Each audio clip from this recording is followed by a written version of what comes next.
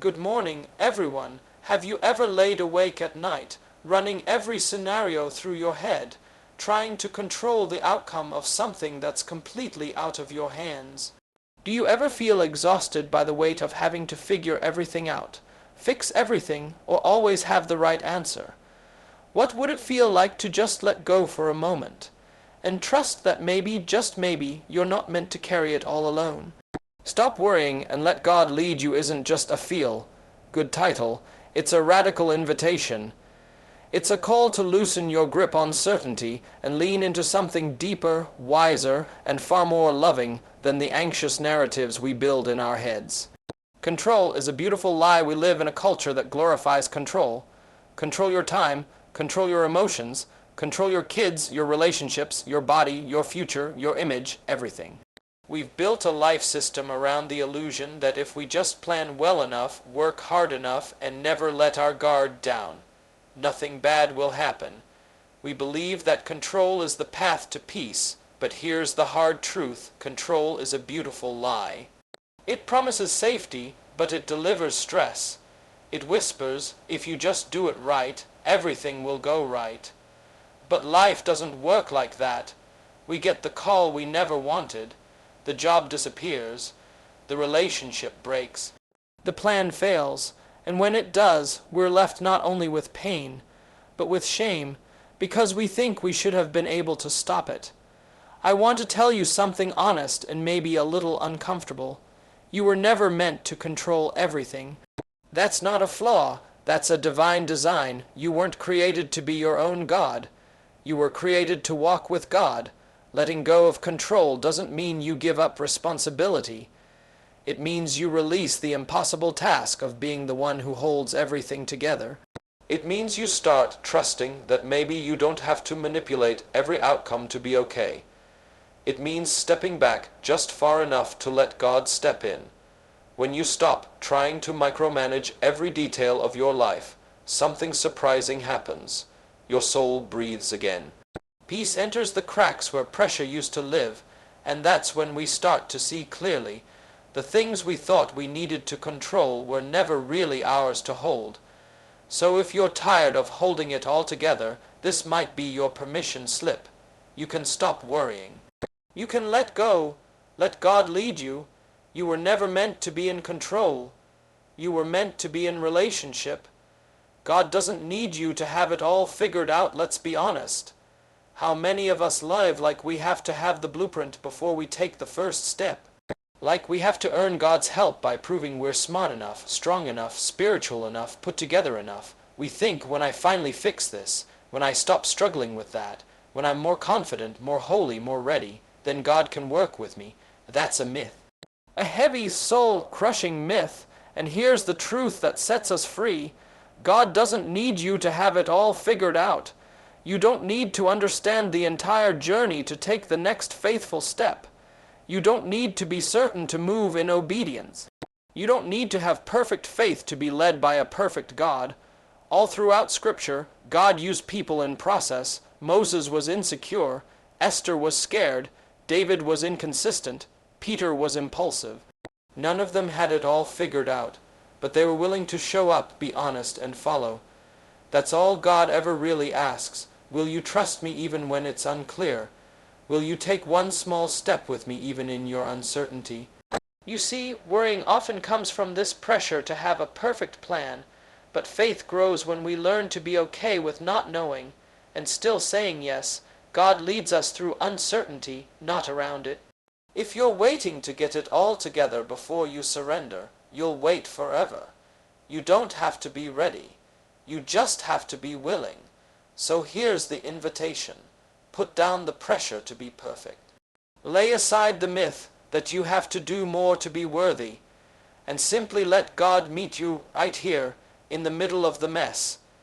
He already knows you don't have it all figured out, and He's not worried about it.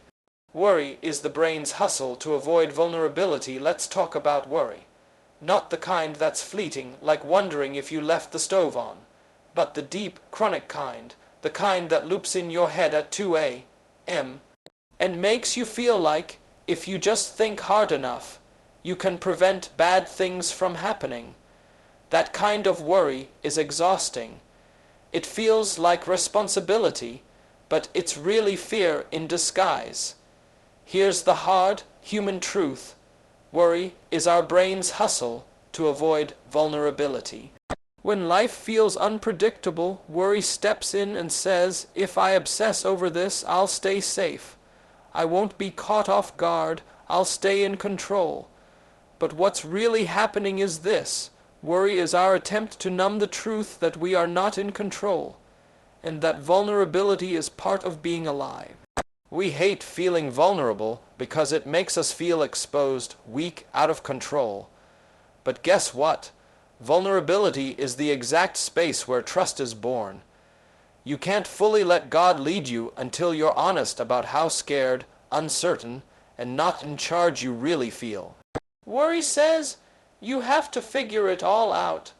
Faith says, you don't have to know everything. You just have to know me. When we choose vulnerability over anxiety, we make space for peace. We start to understand that it's okay not to be okay. That we can bring our full selves, our doubt, our fear, our mess, and God doesn't flinch. He doesn't push us away. He draws closer. I want to ask you something. What if instead of worrying your way through the unknown, you allowed yourself to feel it and invite God into it? Let go of the mental hustle. You're not lazy for resting. You're not irresponsible for pausing. Sometimes the bravest thing you can do is admit that you're scared and then trust anyway, because in your most vulnerable, uncertain places, God is already there. Letting go isn't weakness. It's sacred bravery. We've been taught to believe that letting go means giving up. That if we surrender control, if we stop striving, it means we've failed or we're weak. Especially in a world that celebrates hustle and glorifies the grind, surrender feels risky. It feels like we're saying, I can't handle this. And we fear being judged or left behind. But what if that's the wrong lens? What if letting go isn't weakness at all, but sacred bravery? It takes courage to admit you're tired. It takes strength to release what you can't fix. It takes holy boldness to stop performing and striving and instead choose to trust. Letting go doesn't mean you stop caring. It doesn't mean you stop trying. It means you stop carrying what was never yours to carry in the first place. It means you say, God, I've done what I can. Now I release this into your hands, not because I've given up, but because I believe you are better at being God than I am. There's nothing passive about that kind of faith. It's active, it's intentional, it's vulnerable, and it's brave. Look around your life. What are you gripping so tightly that your spirit is starting to suffocate? What are you trying to control because you're afraid to trust? Maybe it's time to lay it down, not as a failure, but as an act of holy courage, because here's what happens when you finally let go. You don't fall apart. You fall into the arms of a God who's been waiting for you to release what's breaking you. So no, letting go is not weak. It's how the strongest people choose peace. It's how the bravest people choose God. Trust isn't passive, it's active. Somewhere along the way, we started believing that trusting God means sitting back, doing nothing, and waiting for the skies to part and a voice to boom. This is the way. We equate trust with inaction, like it's a soft, vague kind of hoping that things will just magically work out. But real trust is not passive. Real trust is active. It's waking up every day and choosing, sometimes through gritted teeth, to believe that even when the road is foggy, God is still guiding your steps. It's making the call, sending the email, showing up to the thing you're scared of. Not because you're certain of the outcome, but because you trust the one who walks with you through it. Trust is taking one step, even when you can't see the staircase. Think of Peter stepping out of the boat onto the water.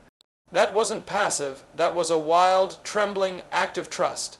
It didn't mean he was fearless. It meant his faith moved him even in his fear. Sometimes we pray, God, lead me, but we're waiting for the whole plan before we move. And God says, take the step, and I'll show you the next one. Here's the thing. God doesn't often give us maps. He gives us moments, moments to listen, moments to move, moments to trust. So if you're waiting for all the answers before you move forward, you might be missing the invitation right in front of you to act in faith, not in full understanding. Trusting God doesn't mean you sit still. It means you follow. It means you participate in the story He's writing with your life. Imperfectly, boldly, one brave step at a time. So don't confuse passivity with faith.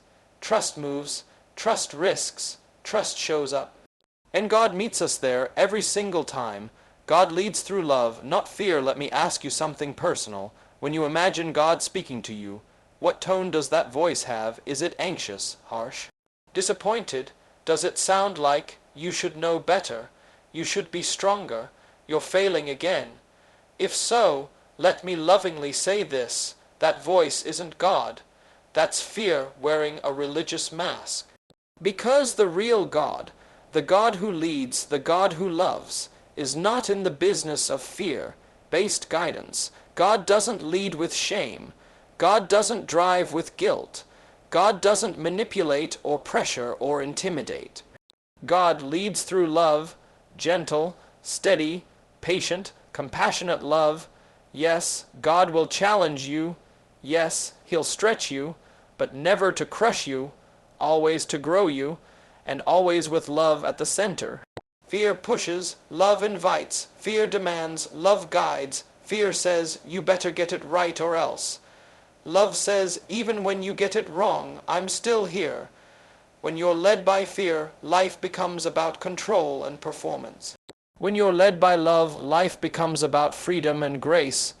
God's leadership isn't a pressure campaign, it's a relationship, and when you let go of the fear-based voice and start trusting the loving one, you stop living in constant anxiety and start resting in something deeper. And here's the wild, beautiful thing. When you follow love, you become more loving. When you trust love, you become less afraid. When you walk with love, you begin to live free. So if the voice in your mind is loud, anxious, harsh, pause.